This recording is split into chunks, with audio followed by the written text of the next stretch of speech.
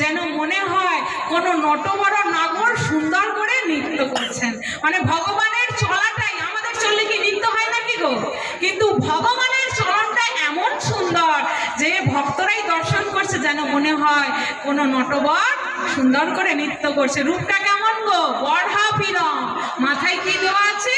সুন্দর ময়ূর মুকুট পরে আছেন। বড়হা পিরম নটবর বপু কর্ণয় করিনি কারম। কেমন? একটি কানে ফুল গুজে আছে, দুইটি কানে ফুল গুজে নাই। কেন একটা কানে ফুল গুজেছে?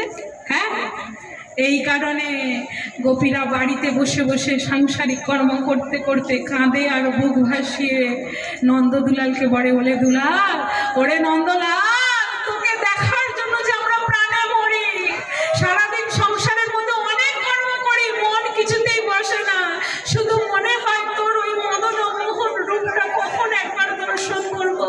কিন্তু বৃন্দাবনের তো অনেক গলি, কোন দিন তুমি কোন গলি দিয়ে যাবে, কোন গলি দিয়ে গোচারণ করে ফিরবে, সেটাই তো আমাদের জানা নাই। তাই তখন বলছে যে ওরে গোপী, তোরা চিন্তা করিস না, যেদিন দেখবি আমার বাম কানে ফুল গোজা আছে সেদিন বুঝবি আমি ওই বাম দিকের গলি দিয়েই গোচারণ করে ফিরবো। আর যেদিন দেখবি আমি আমার ডান কানে পুষ্প গুজে রেখেছি সেদিন বুঝবি যে আমি ওই ডান দিকের গলি দিয়েই গোচারণ করে আসবো। ওটা ছিল পথ নির্দেশ।